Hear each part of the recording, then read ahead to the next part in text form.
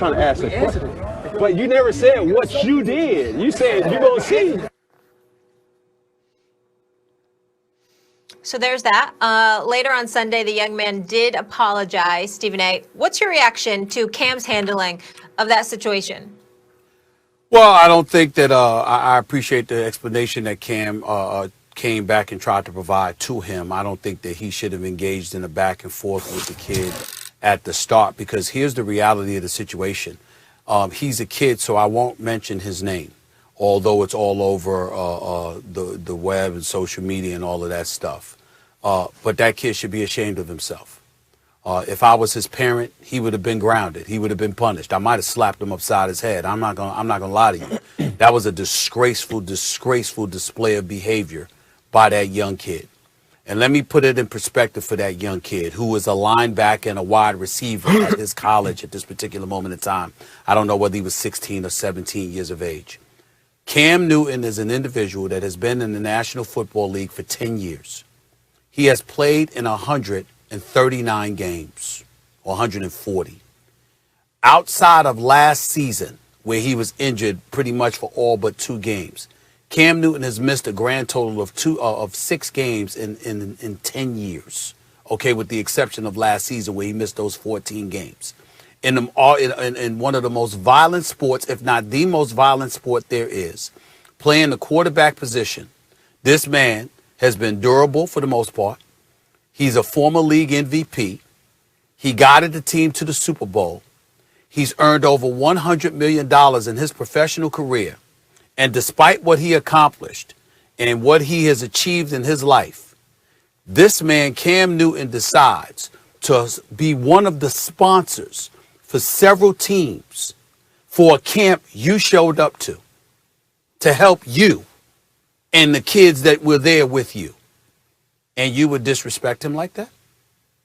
I mean, is it really that important? This is what I'm talking about. Now, so we understand that kids are kids, and we understand that kids are entitled to make mistakes. That's why I'm not mentioning his name.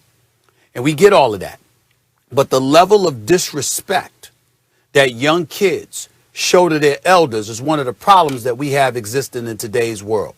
The late, great John Chaney, the coach at Temple University basketball, Max, used to tell me all the time, he despised what he called the microwave society.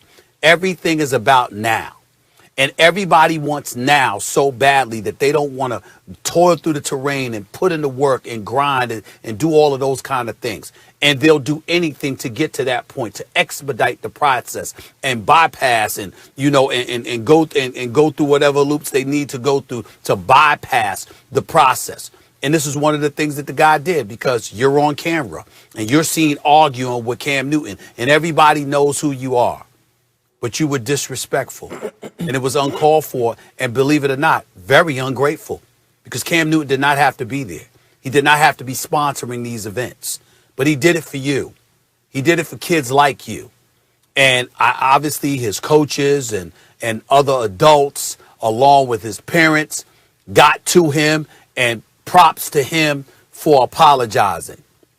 But I do think it takes a little bit of looking in the mirror to ask yourself, what would get you to do that to begin with? Because those same parents were there. Those same coaches were there. They taught you better than that. You knew better than that before you did it. You didn't care until somebody made you care. And that's a big problem that exists in our society today. And I think it's incredibly unfortunate that kid was caught on camera acting that way. It's very unfortunate, but I'm glad he apologized. Yeah, I feel sorry for kids nowadays. I feel sorry for kids growing up. You know, their brains are still developing. That's what the reason teenagers don't have good judgment is, because literally that part of their brain is not developed. I mean, most adults don't have perfect judgment. No one has perfect judgment. It's true. But especially kids. And especially in a competitive situation at that age, man, I'm glad there weren't camera phones around when I was that age. And I think most people, if you're honest, would admit the same. So I had the same reaction as you, Stephen A. It's so offensive, the kid's attitude, right? You're like, what's the matter with you? But then I caught myself. Stephen A., shame is not useful here. I don't think the kid should be shamed. I'm sure he already feels some kind of shame, and I don't think it's helpful. I want to read his apology before I get to the. He said, first and foremost, I want to express my deepest apologies to Cam Newton and my entire organization and coaches for my actions. I did not intend for it to get as far as I did. I'd like to start by saying my parents never taught me to treat people disrespectfully. Like, he knows he messed up, and he was caught messing up. And by the way, Cam Newton had the same reaction any human being would when they hear that. At first, you get defensive for a second. So he starts talking about, I'm rich. And then it occurred to him, and I don't want to, like, blame Cam Newton for that either, because no one's perfect. And it occurred to him, oh, wait a minute, I'm talking to a kid. Okay. And then he says, he asked to speak to his parent. He doesn't even want to address him about it. He's like, I need to speak to your parent. That's the right thing to do. And then he pursued him afterwards saying, wait a minute. Well, people are looking at us because of what you did, but he's trying to figure out where the kid's coming from. I think it's an unfortunate situation.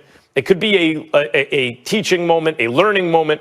I think that these kind of interactions happen to everybody throughout the course of their lives, and that I really don't envy teenagers and kids today coming up in this environment where so many of their mistakes are recorded for posterity. And I would even say, Stephen A., that after that first moment that wasn't so great from Cam, where he just got defensive, human nature, he quickly recovered and realized, wait a minute, this is a kid, I'm a mentor, and he assumed that role. I don't see any reason for shame here. Well, I disagree with you respectfully, only in this regard. I'm not saying we should shame the kid. I said he should be ashamed of himself. He should look in the mirror, in the privacy of his own thoughts, in his own head, in his own mind, even in his own home. You know better. And the point is that just like he's talking about his parents, the organization that he represents, etc. Basically what you're highlighting is that they taught you this. They taught you humility. They taught you sportsmanship. And they certainly taught you gratitude and appreciation for those who reach back to try to provide a helping hand. And for you to go at somebody that was literally there to help you. If Cam Newton never plays another football game, if he never does anything else in life in football, it doesn't take away from the reality that there are millions upon millions of kids aspiring to play the sport of football that can learn an awful lot from him. And that's the point that needs to be made. Stephen A., real quick before we get out of here, may that be the worst thing that kid ever does. We've all play the low light reel of anyone's life, the worst 20 moments. May that even make the top 20 for him. We're all imperfect. We all mess up in ways that later on we're like, oh God, I don't even want to think about that. For this kid, that mess up is, worldwide news. I feel bad for the kid right now. But you're looking at the kid, and I'm asking you to take the bigger picture, to think about the millions of people who watch First Take, to think about the kids out there who will roll up on you in the street, who've rolled up on me in the street. That's the level of disrespect. They can get your goat, too. Excuse me, wait a minute, respect your elders. There's a certain kind of way. Like, if I saw my nephews or my daughters grow up and, you talking to somebody that way, you're going to have a problem with Uncle Steve. You're going to have a problem with Daddy. Because guess what? You don't act that way. And so you're sending a message to the masses, not just for that kid, but for all of those kids out there. Stop looking for the elevator, take the stairs, be willing to work through the process, and be humble and respectful along the way, especially to those who are reaching back to give back to you. Part of the teaching and learning process is being scolded at times. The kid. Speaking of Dion, he said after his Jackson State coaching debut on Sunday that his personal items were stolen from the coach's office during the Tigers' 53-0 victory over Edward Waters, leading to him to have mixed emotions about the day. I'm pissed off right now because I have mixed emotions. We won. The kids played really well. But while the game was going on, somebody came in and stole every darn thing I had in my locker room, in the coach's office. Yeah, credit cards, wallet, watches. Thank God I had on my necklaces. How? So how do you think it feels coming back after just teary-eyed because the guys presented me with the game ball, one of the best moments I've ever had in my professional sports career emotionally. And then you go into your locker room, your coach's office, to digress, and you notice and you don't even have a phone